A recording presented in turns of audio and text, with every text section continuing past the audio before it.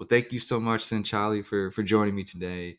Really excited to talk about your journey. You've been on an awesome long journey building in sort of this sustainable brand space for a long time now. I remember back when the app was not called Commons, it was called was it Juro? Is that what we said earlier? That's Is right. that what I remember that? And man, the leaps and bounds the company and brand has taken sort of since then and pivoted to. Love to talk about that sort of journey. But first, let's just talk about maybe your career journey, how you got into sort of entrepreneurship and wanting to build. Yeah, for me, I mean, my journey into starting this company really came as a user myself. Like, I was a consumer who was curious about sustainability. I had seen the documentary Food Inc. when I was a senior in college. And seeing that movie really opened my eyes to the types of systems that I was a part of, especially the food system to start with. And as an economics major, I was curious, what can I do? How does my individual demand add up to this sort of aggregate demand? Is there something I can do as an individual that actually matters? If we change our behavior, will the system change? And so I was really interested in that question. And I started using carbon tracking as a way in to understand that. Like, where is the quantitative data on what my impact is and how many people does it take to make a change that actually Mm. matters? So I started tracking my own food consumption to start with and how much meat I was eating. And then I was looking at what would happen if I cut down my meat consumption. I wasn't really willing to go fully vegetarian. I didn't think I'd be able to do that for the rest of my life, but I could cut down from where I was. And I started tracking. I found I was eating meat in about 12 meals a week. I was putting chicken in my salad or whatever. I wasn't really thinking about it. And I started cutting down. And I was like, oh, I don't really notice. Cutting down to like 4 meals a week was like not that bad. But then I pushed myself to get to two. And when I got to two, then I started looking at the numbers and I was like, oh, this is actually pretty meaningful. I basically cut my meat consumption by about 90%. And if everyone in my dining hall did that, we'd have an impact like taking 50 cars off the road this year. And if we all did that across the US, we'd have a huge impact. We'd take hundreds of thousands of cars off the road every year. So there was sort of this understanding that there's a link between collective action and our impact. And I really wanted to be able to understand where else in my life I could be making changes like that too, where it was actually not a detriment to my life. I actually saved money. I felt healthier. In fact, made me feel good to eat a little bit less meat. And I was like, there must be other life hacks like this where it actually makes a difference. So that was what got me into this. When you decide to build something, it's kind of an interesting time in an entrepreneur sort of life. What was those first steps in building something, researching? I mean, you know as well as I do, there weren't as many brands as there are now in the space, and so back then it was a little bit harder to find like really, really solid, really great brands that were building, stuff that we really sort of enjoyed and respected and was inspired by. What was that journey like building initially Juro, building like an app, building a company based around this in a maturing sort of sector at the time? What was that journey like for you during that time period? Yeah, and it definitely wasn't a straight path for me. Like, I was doing this carbon tracking myself my own life for about 6 years in a spreadsheet, and Wow. really not telling people about it because it was kind of weird. Like, especially at the time, like, no one was really talking about this. I didn't really want to explain to people why I was like, vegetarian for most of the week, but not like Friday night and Saturday night. It was like, didn't really matter. And so eventually, I went to business school and then I actually looked at Tesla briefly. And at Tesla, I was also like really interested in how do we make really, really good products that are just also more sustainable. And I found it super interesting to work at a company that had like really been trying to embody that. And when I was in business school, I was thinking like, this thing I'm doing is actually something people are talking about more now. Like my friends are starting to ask me about it. I was starting to talk about the carbon impact of my flights and how I make travel decisions. People were asking genuine questions, like my friends, my family, being like, "Oh, that's kind of interesting, this thing that you do, and you seem to like still fly places and still eat meat sometimes. So, like, what are you doing, and what kind of impact are you having?" So I would explain to them, I've lowered my footprint by 30%. I'm saving $2,000 a year, and I'm doing it through making better choices for me and better choices for the planet. And they were like, "Oh, that's kind of interesting. How do I do that?" And I realized it has to be easy. It has to be super easy for people. You can't make people manually enter stuff they do every day. It's too confusing and too much work. So that was where I set out to build Joro, the original version of the app that turned into Commons, what we have now. And the first thing I really wanted to do was make the data collection super easy. So from the beginning, we connected with Plaid's API so people can connect just like they do to a fintech app. You connect your spending data, and spending data is the best predictor of your carbon footprint and your environmental impact. because 60% of global emissions are influenced by household spending. So it's one of the things we do every day that has the most impact, besides like voting. And so I wanted to make it as easy as like a budgeting app or someone, any like Yes. fintech or fitness app that people use for tracking, where the tracking happens automatically and you don't have to do it yourself. And the first version of that was really, we're trying to be super quantitative and rigorous because people don't have access to carbon data today. You know, we have no sense as consumers. We see pricing data, sometimes we see calorie data, but we never see carbon data when we're buying stuff. And so I wanted to make it really easy and also trustworthy for people to start seeing that carbon data and using it in their life and starting to build what we call a carbon intuition. When you made the transition from to Commons, what was that decision making process like? Why sort of rebrand? There's a million ways to do certain things, but I guess, and I wouldn't say it's a pivot because I think Commons is just an upgrade of what, Jura was like a V1 of what Commons is. But I guess talk about that transition. So I like how you said that we did just a sort of up level Joro when we built Commons, but we also changed a little bit of what we were doing based on what we learned from the first couple of years of building the company. And I think one of the big things we learned was that there's some people like me who were really interested in seeing your data, but a lot of people had never heard of a carbon footprint before and like kind of were lost with the carbon Yeah, data at first. And it was really what people wanted to know. The more important thing was, how do I make a different choice that matters? Which choices should I make? What decisions should I actually change? And so what we wanted to do is meet people where they are and help them just, I'm trying to buy something. How do I buy it better than I would have yeah. otherwise? And it has the same impact in the end. It's still grounded in the same data that we'd built originally, but it's really changed in terms of the user experience.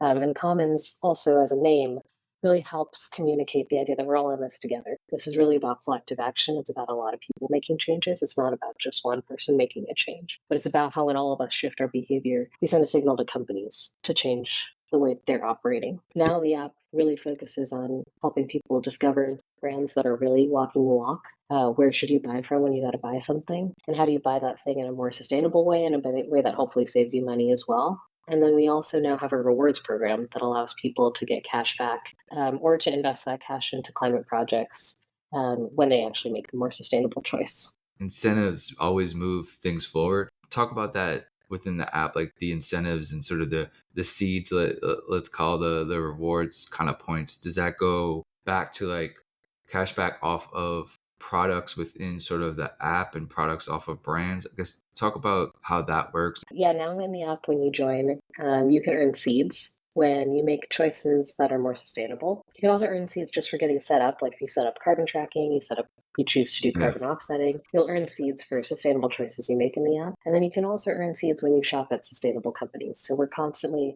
vetting and evaluating companies based on if they're actually measurably lower carbon than others. So something like when you shop at a thrift store, you'll always get seeds because that's better than buying new. Or if you fill your electric vehicle at an vehicle charger, you'll get seeds for that. And then we're also vetting and evaluating brands across things like clothing and cleaning supplies or household goods to see if we can find data that actually shows that we're confident this brand is lower carbon than another brand because of the way that they're manufacturing. And of course, that data is hard to find. So it's taken us some time to build out that database. But as we do, people are starting to earn seeds for shopping at those places. And then we're actually sending information to those brands too and saying, hey, lots of yeah. folks are shopping with you because they're impressed by your sustainability credentials, or people we're telling people not to shop with you because your sustainability credentials are not as good as others, and here's the ways in which they're not as good, so we can really start to influence companies through these choices as well. Plaid and others have just made it so easy to just set your card up. And then that to me enables so many things because it makes it effortless for the consumer. It makes it just so much easier to understand like your data and what you spend your money on and how that can impact whether it's the local economy or the environment around you.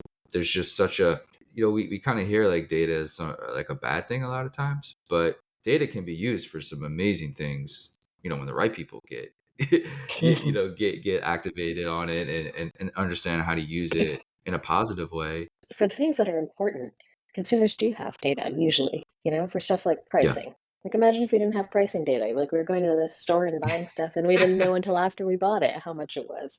That would be ridiculous. And that's kind of what shopping in the carbon economy is like. It's like You buy something, you have no idea what the carbon footprint of it is, and you might be racking up a Mm, huge amount of carbon debt that's not worth it to you. And it might be in areas that are not worth it to you, but you have no idea. And so I think part of this is just increasing transparency and making something that's so important to us is like, the yeah. future of life on Earth is something. What could be more important than that for a lot of people? That's really front and center when they're thinking about their shopping choices, but they just don't have the information to be able to do it. The carbon label and sort of putting carbon on price, it seems to be having a little bit of traction, and especially in Europe, there's a little bit more movement around it. But it does really make a lot of sense to have not only what we sort of put in our body on the label, but also what we put out in the atmosphere on the label. That doesn't seem to be outrageous or go across like political lines at all. I'm not sure why that would have such heated discussion around it that much. I hope we kind of move towards that because I do think that will activate. I mean, I look at how much sugar is in a product, right, and how much like carbs are in a product. I mean, or sodium, whatever it might be, because there's going to be effects to that, and so the natural thing would be having labels for our Mhm. environment as well. So, And just like with what's your nutrition, thoughts on? it's not like we never buy Mm, junk food, right? Like, yeah, for sure. oh, we never buy stuff with sugar in it. We still will. Like, we might still buy high Yeah, carbon products, but at least we know. And we're doing it in a way that, like, yes, overall, we're getting to some sort of balance that we think is useful in life. And I think that's what's super important is like, it's not about being extreme. It's not about cutting carbon out of our lives. Carbon's a natural part of the Earth's cycle. And yep. it's more about just knowing where we're using it and making sure we're using it in the ways we care about most. It's that, like you said, 30%. Like if you cut 30%, but if a billion people cut 30%, like that's when it starts to become real. But let's talk about carbon real quick for a second. What was your like learning path and journey with carbon, like to start to understand it? And I guess for people who don't kind of really know, like why is it important and why do we need to sort of lower it? What does it actually do when it sort of, I don't want to put your scientist hat on here, but like, what does it actually happens when we have too much go into the atmosphere? What does that do, and how does it help to reduce it? Yeah, it's such an interesting point because, like, we learn about the carbon cycle like in elementary school, and then we sort of forget Yeah, about it. And then yeah, it kind totally of forget starts about it. popping up like when we're adults and people are talking about like carbon emissions and carbon capture, and then we're like, well, how are those things related? The way I think about it now is that carbon dioxide is one of many natural elements, but one of the really important ones for life on Earth. It's a core building block of all organic matter. It's carbon. And all of us, as humans, we breathe it out, and plants, they breathe it in. And it's part of this natural life cycle that keeps the grass and the oceans and all life sort of in balance. And there's a set balance of carbon that's supposed to be in our soil, that's supposed to be in our oceans, that's supposed to be in the atmosphere, and that's supposed to be in organic matter. Usually those things work in harmony when nature's in charge. Life decomposes and it releases carbon into the atmosphere that's then captured by soil and oceans, and then the whole cycle starts again. But what humans have done in the last, especially less than 100 years, so actually over half of human caused emissions have been released since 1990. That was the year I was born. Crazy. So, which is crazy. Like, over half of the emissions that humans have ever emitted in the history of the planet have been since the year I was born. And by the time I'm 60, we have to get to net zero again. So this is just like this weird little blip where we're doing some like really weird stuff with carbon that no one's ever really done before. And what we've been doing is we've been taking out all this carbon from inside the earth and artificially burning it in different forms, or Mm, emitting it through like consuming a lot and letting it decompose really fast, like through food or through clothing in our landfills. It's like decomposing at unprecedented rates. We've like dug up all this carbon and put it into the atmosphere, basically, really, really quickly. We've been pumping it into the atmosphere. So now the carbon cycle is like totally out of whack, and we have way more carbon in the atmosphere than should be there, and way less in organic matter than should be. So nature is suffering. Like our trees are suffering, our mm, soil is degraded, agriculture is suffering as well. We're seeing droughts. Our oceans, in some places, have absorbed more carbon than they're supposed to because they're trying to suck out as much as they can from the atmosphere. There's like way much more there, and then they've become acidified, and all of the like ocean life is suffering as a result, and the temperatures are rising because it's capturing all this more carbon in the water, and so we have way less carbon stored in organic matter than we should be. we have way more carbon out in the atmosphere and in the oceans than we should, and it's causing life to die, and it's degrading the biodiversity of our planet. And ultimately, it's causing these sort of extreme weather events that are threatening no species more than humans. Like, in the Yeah. end, if the climate crisis becomes really terrible, the Earth is going to be here. The oceans are going to be here. Right. It's Yeah. us Yeah. who's gonna be gone. And so that's kind of yeah, that's the way I think about it. Is like then everything we build, whether it's a bridge or whether it's a new dress or it's the burger we eat. It all has an embodied carbon behind it. It took energy and resources to produce. There's some sort of fossil fuel potentially involved in producing that thing, and then there's resources that we put into it, and then when we put it into landfill, it emits emissions. So there's sort of a carbon life cycle of every product or service we use, from where it's produced to all the way to its end of life. And we can quantify what that is and the amount of emissions it's Yeah. going to result in the atmosphere. So something like a burger might be like 10 kgs of CO2 released into the atmosphere as a result of that burger. Something like a flight across the country from New York to San Francisco might be 1,000 kgs of CO2. And when we're making choices, it's just important to know, am I making a 10 kg of CO2 decision, or am I Hmm. making 1,000 kg of CO2 decision? And where do I want to spend my carbon when I have a choice? And this always goes back to our consumer power. 70% of the US economy is based on consumerism. So we like to shop and buy things. Like that's no secret. Now, there's pros and cons with that, but the idea that we have this immense power is a positive thing if we can, transition ourselves as consumers to just be more responsible and just educated around how our consumer habits can play a role in all this. And what Commons is really great at is it offers you both sides of it. So, like from the front end consumer, offering brands that you might not know exist, so there's discoverability there, and it also shows you what they're up to and how buying from them as an alternative can be impactful in a lot of different ways. But then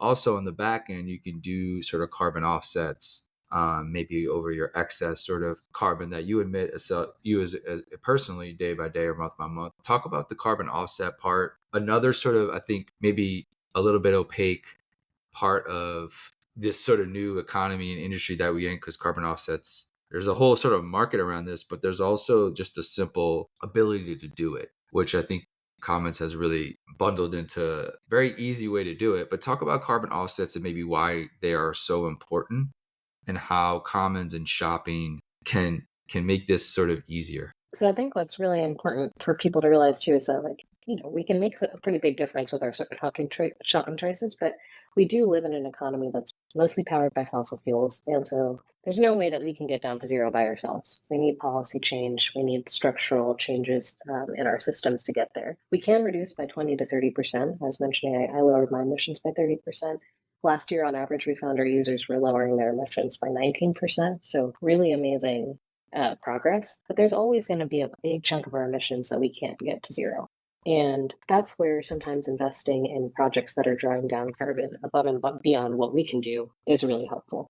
And that's what carbon offsets do, is they're generally produced by projects around the world that are drawing down excess carbon from the atmosphere and sinking it into different things, whether that's we have in our carbon portfolio forestry projects that are carbon into trees. We have ocean-based projects that are sequestering carbon and seaweed in the oceans. We also have some really like high technology projects that are capturing carbon from agricultural waste, turning it into oil, and actually injecting that back Hmm. into the earth. And so that's a really permanent form of carbon storage. And those types of projects are underfunded. They need more money. And all of the projections for 2050 of how we get to our climate targets involve some form of carbon removal or protection of nature to be able to get there. Now, one thing that's super important is carbon offsets are not perfect. No project is perfect. They're non-magic erasers. They all have problems. So, like, a tree is an amazing technology, but it's not infallible. There are storms, and they get Yeah. cut down by loggers. And it's super important to know that, eyes wide open going in, not to expect them to be perfect and to be doing diligence and finding the best ones that have the highest probability of success. So we think of it like stocks. Like, not all stocks are going to go up and to the right. It's a bet. there's a risk and there's a potential return. And so we do a lot of that diligence for our customers. We go out and diligence projects. We find the ones with balanced risk. We build a portfolio with balanced risk and outsized return. And so our portfolio of carbon offsets maximizes our chances of having an impact. And when people subscribe to carbon offsets with commons, they pay about $35 a ton, which is more than an average, on the market. Yeah. That's because we're buying really high quality projects, and they do it in proportion to their own emissions. So if you emit more 1 month, then you pay more. If you emit less 1 month, you pay less. And it becomes a sort of fun little incentive to compete against yourself to lower your footprint and also lower your subscription fee. We love it when people are able to do that. But on average, people spend around $30 to $40 a month to offset their full footprints. And we take a 20% fee for doing that diligence and sort of send quarterly updates on impact as we do. When you talk about consumer habits, you kind of have this unique viewpoint of like maybe what consumers are maybe changing the most.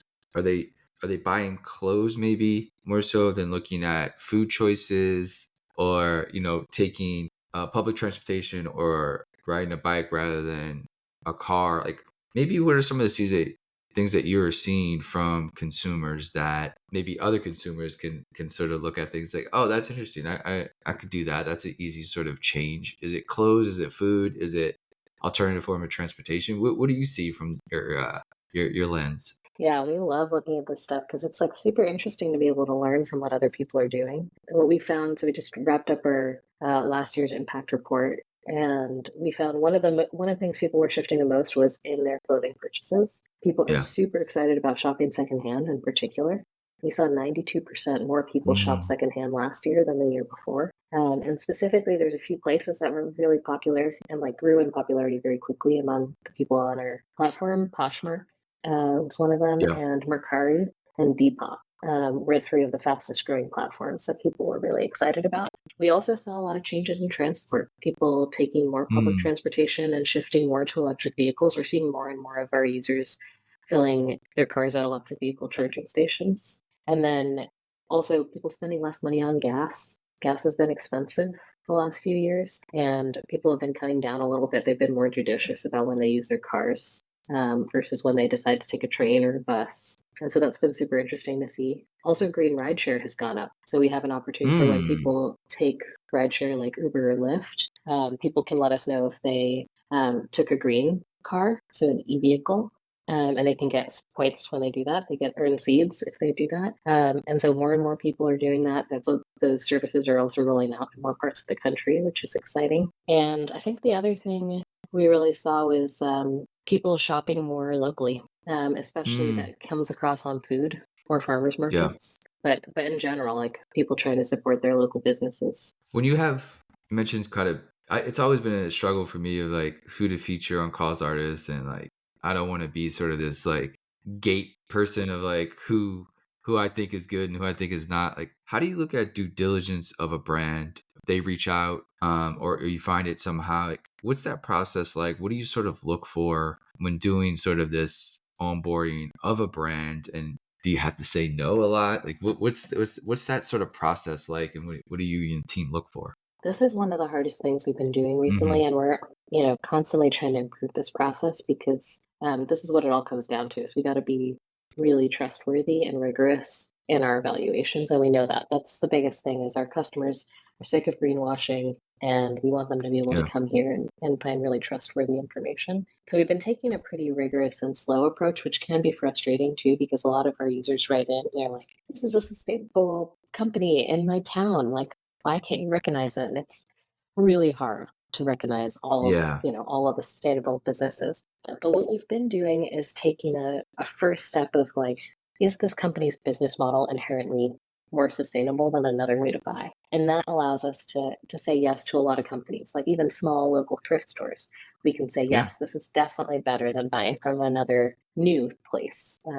So that has allowed us to bring on a lot of new companies. And then we also have different rubrics for different types of products. So for clothing, what we're looking for is different than when we're evaluating a company for cleaning supplies, because we know that clothing manufacturing is a totally different process, and there's so much of it that has to do with materials and manufacturing. Whereas for something like cleaning products, actually transportation can be really big as well. So if you're Hmm. that's why buying like a liquid detergent can be a lot more environmentally difficult than buying a powder detergent because it's much heavier in the transport process, and that's a lot more of the carbon emissions of that type of product.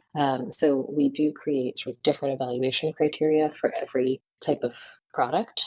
And then we also look at small businesses versus big businesses differently because small companies might not have the resources to publish the carbon Sure. emissions of their products. And so some of those things are sort of things we're thinking about, but we use a mix of automated data scraping, sort of where we can get public data from the company's website, as well as we have our expert team review all of them.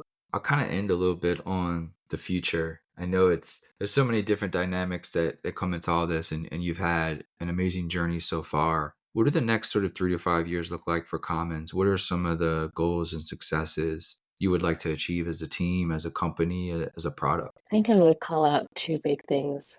One is that growth matters a lot. Like in a product like this, it matters how many people are using it. We want to have millions of people using this because then our choices really matter and they matter very quickly. Companies pay attention. So it's kind of a really interesting space where our impact model and our business model are really aligned. The bigger we can grow, the more impact we can have, and the bigger business we can build. And so I think part of my goal is like, how do we make this mainstream? How do we make it Yeah. easier to shop sustainably than it is to just shop, or Yeah. better to shop Right. sustainably than it is to shop because Right. you feel better, You don't even you're notice getting the a better. difference, really. Yeah, That's what we I want to want get you to to. feel like you have a better life because you're shopping sustainably. You have the stuff you need, it lasts you longer, you're happier with it, you're feeling more connected to the people around you. And so that's one piece of what we're shooting for. I think the other piece is sort of helping people go from the product we've built so far. It's really focused on helping people reflect on their purchases. It's like a fintech product. You connect your credit and debit cards, you can get feedback and rewards based on the spending you've already done. We want to shift to helping people make choices they haven't made yet. So think about Yeah. something they're thinking about buying next, and to be able to make that choice more confidently and more securely. So I think from like a product perspective, that's what we're really thinking about is how do we not only give people feedback and rewards based on how they've been living their life, but also make it super easy for them to make their next choice even better. Amazing. Sanchali, thank you so much for taking the time. Thank you so much for what you've built, the time and effort you put into it, you and the team put into it. I know it's been a long journey so far, and it's come out into an amazing product. And so I'll link to everything below, and best of luck for you and the team for the next decade. Thank you so much for having me. This is so fun.